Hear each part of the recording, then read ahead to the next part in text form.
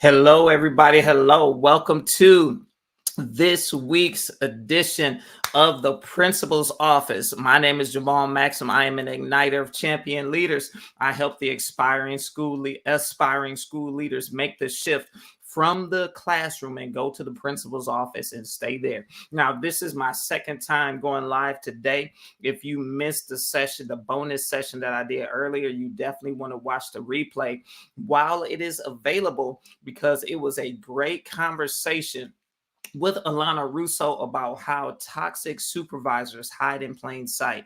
Because even as a school leader, you will have to deal with toxic people, toxic supervisors, whether they are school board members, superintendents, assistant superintendents, or whoever your direct report might be when you're the principal. And if you're an assistant principal or a dean, you definitely will have to deal with it.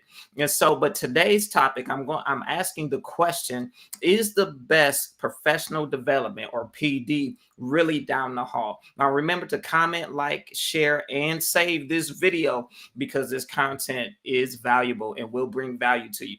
So, is the best PD down the hall? A lot of times we think that because we are thinking about maximizing the skill set of the teachers that we serve and the teachers and educators in the building. And when we talk about maximizing the skills and making sure everyone is properly placed and they're doing what they do best, it's easy to think, yeah, that's the best professional development. And so we have to really recognize that there are times when the best professional development might not be in your building or even in your district. And how do you recognize when that is? And so here it is. So here's the first thing I want to say, the first point I want to make. Now, a school's growth and progress is dependent upon the leadership ability of the leader. Now, that is very important. Research will tell you that school leadership is the second most influential factor in student achievement. But I'm going to tell you, in leadership, period, the progress of the school is totally dependent upon your leadership ability. Now, notice I didn't say skill set in curriculum or skill set in instruction, skill set in assessment. While all of those things are important, it is dependent upon your leadership ability, which is why one of the reasons why I focus so much on helping you increase your ability to lead. Now, remember, leadership is not a position. Leadership is influencing people to accomplish something or influencing people to take action. So you want to make sure that you are increasing your capacity to lead. Now, here's the thing. Let me move this banner real quick out the way. Both are damaging to a school's culture and impact students and adults negatively when your leadership is not what it should be as a school leader. It can be damaging to the school culture. It could be damaging when there's a lid or a cap on your leadership. And so this is basically the law of the lid that I'm referring to, which comes from John Maxwell's content, which says this: your leadership ability, for better or worse, always determines your effectiveness and the potential impact on your organization. That's what John Maxwell teaches, renowned leadership expert. And so your leadership ability can be increased and does not mean you have to be the expert in everything. Now, remember, I always teach that you do not have to be the encyclopedia of all knowledge of every teaching practice, of everything that has to happen. You just have to be able to bring in or harness the people who are experts in those different areas. And your collection of experts will create what's called a dream team, and that will cause you to be able to accelerate the growth and the progress of your school. Hope you're getting that. And so here's the thing. One of the things you have to recognize when you are asking yourself, is the best PD really down the hall? You have to know the strength of your team. You have to know their strengths. And then you have to create opportunities for them to share their knowledge with their peers. It's very big about creating professional learning communities. You create opportunities for them to share their knowledge, whether it be in a staff meeting, during a professional development time where you can do it like a conference type of setup, or they can even pre-record them demonstrating a particular instructional skill or demonstrating a classroom management skill or whatever the skill may be, and then explaining it, like a teaching video. And so it can be done in a variety of ways, but you want to make sure you harness their genius, their intelligence, and their skill set, because it is a shame and would be a shame to not harness the collective genius of your team, because you are doing yourself, the school, and the students a disservice if you don't do that. Now, with that being said, it's easy to get into thinking my teachers are so skilled, why do I need a consultant? Or my teachers are so skilled, why do I need to go to this conference? Or why do we need this professional development that the district is saying that we need? Because the best PD is down the hall. Part of the problem is this. I worked in a district before where that was said pretty frequently, and it was said almost daily. But the issue is it was said because the team was skilled and still is. But the problem is that they became complacent in their skills, and they hit a wall and didn't know how to go to the next level. Because if your school is not progressing, event and just treading water, then eventually it's going to start trending backwards the other way, because everything progresses. Everything that's in motion stays in motion. And so you have to make sure that the school you are leading does not hit a wall. So you have to be sensitive to know when you hit the wall of being good and need breakthrough to reach the great. And recognize this: complacency, satisfaction, being satisfied with your current results, and being the best in your district, or the best in your building, or the best in the city, the best district in the city, is the enemy of your greatness as a school. I'll say that again: complacency, being satisfied, and being the best in your city, your district, or even your state is an enemy of the greatness that lies within you and the teachers and the students.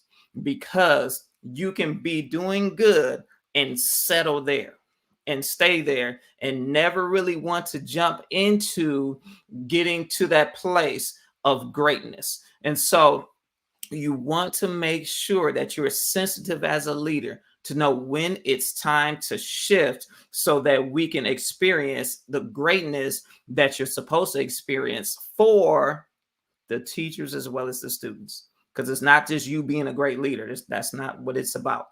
And so here's this: you cannot be worried about hurting someone's feelings, because everybody needs a next level guide, which is someone who can help them get to that next level.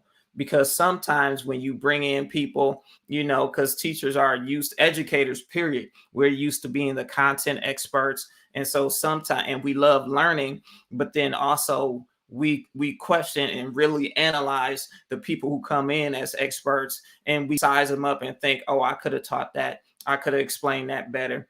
And so you don't want to think about hurting somebody's feelings, especially when they're performing well. They're doing well on observations. They're doing well on your evals. But then you got to tell them there's still more to go. There's still more you can grow in. There's still greater places to go. And that's a hard pill to swallow when people think they've arrived because they have a track record of success. And so you can't feel like or be concerned about hurting someone's feelings, because you have to be gentle and not rough, but you have to also be more concerned about helping them reach their potential, so the students can reach their potential, than hurting their pride at that moment. Now, here's the thing, and I just said it before, alluded to it. You may be doing good and you may be making progress, but the progress that you are making may be too slow or way below what the students need. And so you're going to have to accelerate your efforts, because you could be making progress, but it might not be fast enough for the students, or the progress you're making may be way below what they need.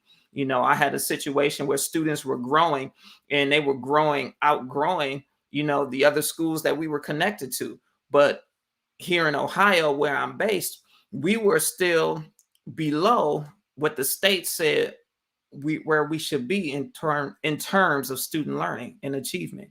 So while we were good, we hadn't reached that point of greatness. And while students were growing and we were closing the achievement gap, we weren't closing it fast enough, because by the time we would have caught the student up, they would have left our school and gone to the next school at the higher grade level. And so you have to do what you can to accelerate their progress without rushing it, because you don't want it to be rushed, but you have to have a sense of urgency to accelerate their progress. Because by the time they leave your building, they should be ready and prepared for the content that they're going to learn at that next building, in that next school. And so you may need to accelerate your efforts. And so you have to be ready to press the gas pedal. You have to be ready to accelerate. And when you recognize you hit that wall, and when you recognize it's time to accelerate, and you understand as the leader, you don't have to be the encyclopedia. You tapped out, and you have tapped out the genius of your team, because they've taught and they're doing well, but they need to go further.